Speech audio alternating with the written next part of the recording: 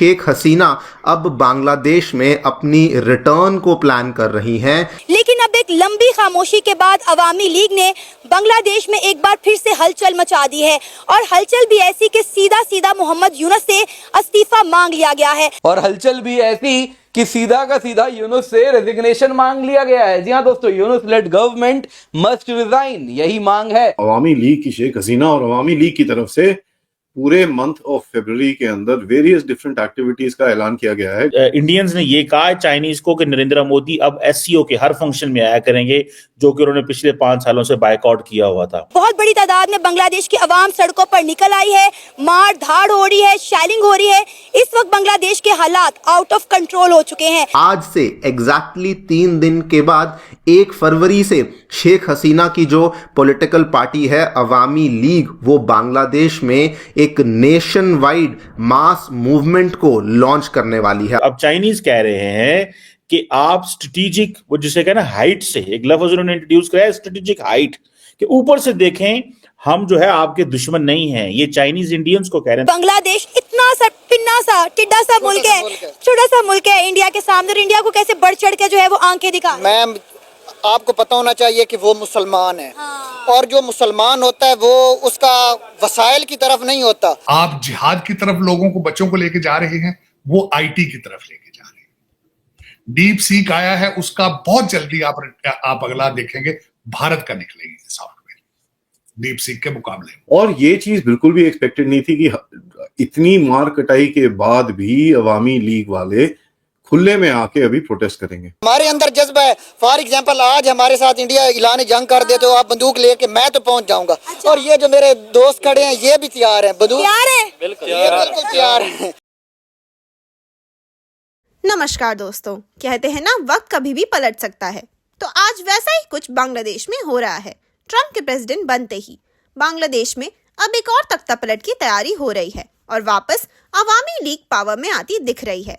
शेख हसीना की पार्टी ने nation wide protest करने का ऐलान कर दिया है और मोहम्मद यूनुस से रेजिग्नेशन की डिमांड की है, जिसके बाद से पाकिस्तान के सारे सपने चकनाचूर होते दिख रहे हैं और फिर एक बार भारत अपनी ताकत दुनिया को दिखा रहा है।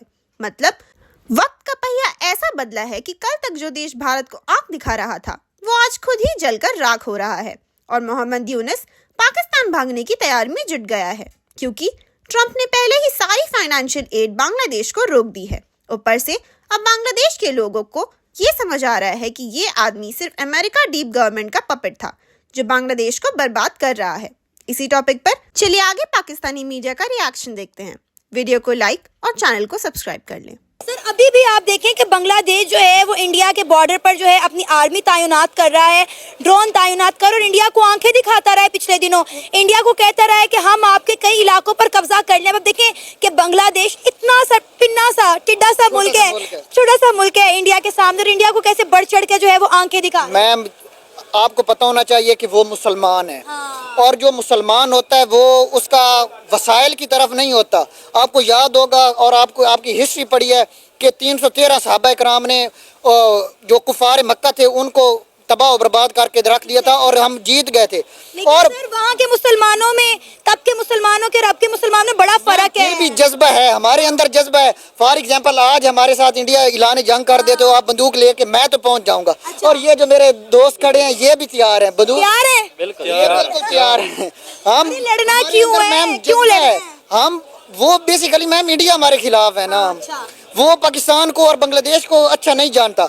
और उनकी आवाम, आपने वीडियोस देखी होंगी कि इंडिया ने वहाँ पे बाढ़ लगानी शुरू की तो उनकी जो फौज थी उसके साथ उनकी आवाम डंडे वगैरह उठा के लेके आई थी। और आपने वीडियोस नेट के ऊपर मौजूद है। तो उनकी आवाम जो है, अगर जिस मुल्क में आवाम का प्रेशर होता है उसकी फौज उन पे अमल करती है। और उनकी जो आवाम है वो बेसिकली वो डंडे उठा के खुद उनके साथ लेके आ गई थी और उनको बाढ़ वगैरह लगाने नहीं दी थी। और उन्होंने धमकी दी थी कि ये जो आपने कब्जे किए हुए हैं या जो किए हुए हैं हम आपको उड़ा के रख देंगे। वो छोटा सा जो मुल्क है मैम, उसके अंदर जज्बा ईमानी है। तो वो इंडिया के खिलाफ है, वो काफ़ी उसके इतना कमज़ोर भी नहीं है। उसके पास तुर्की के ड्रोन हैं जो काफ़ी पावरफुल हैं। आपको पता है कि यूक्रेन और जो रूस की जंग हुई है उसमें तुर्की के ड्रोन हैं, उन्होंने काफ़ी तबाही फेर दी थी। तो इस वजह से जो इंडिया है उसको भी चाहिए कि अपने पड़ोसियों के साथ ताल्लुकात बेहतर करे।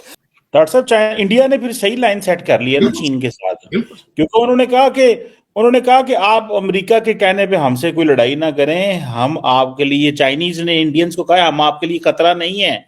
इंडियंस मानते नहीं है, क्योंकि इंडियंस का प्रॉब्लम यह है कि उनको भी तो टेक्नोलॉजी चाहिए।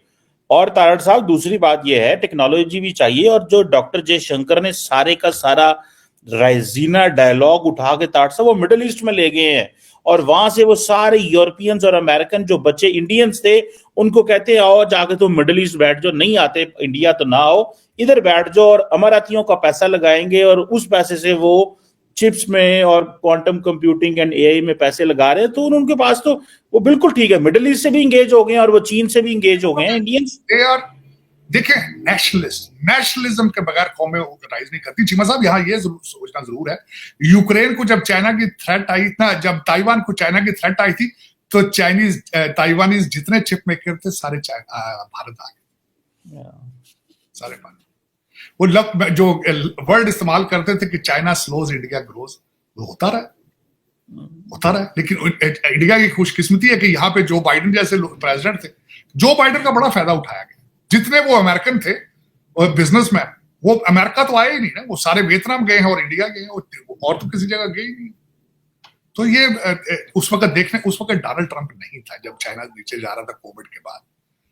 उस वक्त यहाँ पे कोई नेशनलिस्ट होता तो वो सारे के सारे अमेरिकन वापस आ जाते थे, बिजनेस कारोबार वापस। लेकिन ये कि उसमें बहुत दुनिया गई है, ताइवान का सारा चिप इंडस्ट्री सारी इंडिया चली गई, और उसमें वो। और दूसरा चीमा साहब, नेशनलिज्म के बगैर कौमें सर्वाइव नहीं करती। हमारे तो हर बच्चे पाकिस्तानियों को पता ही नहीं नेशनलिज्म चीज क्या है। 77 ईयर्स हो गए जिनको अभी तक आइडेंटिटी क्राइसिस है, जिनको अभी तक पता ही नहीं कि हम कौन है। सुबह उठते हैं अरबी बन जाते हैं, शाम को पठान बन जाते हैं, सोने से पहले जो कुछ और बन जाते हैं, पता ही नहीं। मैं कल चीमा साहब बल्कि आपके साथ मैं प्रोग्राम करना चाहूंगा, लाला लाजपत राय जिसने ख्वाब देखा था पाकिस्तान इंडिपेंडेंस का, आज तक पाकिस्तान में किसी को पता नहीं लाला लाजपत राय को। सर गंगाराम जो लाहौर की हर बिल्डिंग वो बना के गया, इनको पता ही नहीं। सानू अपने नहीं पता, लाला रण के तो लबिए। और बेगाने हीरो कहते मोहम्मद बिन कासिम, कहते इस्लाम लाया, फाड़ ताड़ दे, उसको पता ही नहीं कौन था वो, क्या एम्बिशंस लेकर आया था, पता ही नहीं कि मुगल इस खत्ते में आके क्या क्या जुल्म करते रहे। और वो मुसलमान भी नहीं थे चीमा साहब, 300 बीवियां थी उनकी, सारे वाइन और शराब पीते थे सारे, और हम जिस प्रस्ती करते थे सारे। लेकिन उनको पता, कहते हाथ से टोपियां सी के गुजारा करते, 300 बीवियां साथ, 300 बीवियां और टोपियां हाथ से सी के गुजारा। कहते कुरान चीज हाथ से लिखकर बेचते थे, उससे खाना खाते। वाह वाह, ये आपके हीरोज। ये मैं तो चीमा साहब, मैं तो ब्लंटली कहता था, मैं तो ओपनली कहता हूं, मेरा महाराजा रणजीत सिंह ना सिर्फ जाट था, रिप्रेजेंट करता था, हमारे एरिया से था। I am so proud of him, हमारा हीरो ही वो था, और वाहिद एक रूलर था जो लड़ता रहा और अफगानिस्तान तक गया पीछे। और बल्कि मैं हमेशा कहता हूं, इस बार आपके शेखुपुरे के जट बरादरी मान थे जिन्होंने, जो मुगलों को अटैक करके उनसे अपनी बच्चियां वो लेते थे वापस। और हमारी हिस्ट्री बताने वाली दुल्ला पट्टी बहुत बड़ी हिस्ट्री, खरल है बहुत बड़ी हिस्ट्री, लेकिन किसी बच्चे को पता ही नहीं। हाँ, इसलिए नहीं पता क्योंकि वो मुगलों के खिलाफ लड़ते रहे चीमा साहब। इनको जब बताया जाता है मुगल, वो मुगल यार जबान फारसी उनकी, उर्दू खैमे की जबान है। खैमे में एक जबान क्यों थी, वो लड़ते थे खैमों के अंदर, 3-4 किस्म के, पर्शियन भी होते थे, टर्किश भी होते थे, वो खैमे की जबान। साड़ी जबान पंजाबी सा, तो मेरे को पंजाबी आज बोले तो आपसे नफरत होती पंजाब के अंदर, कहते जाए यार पता।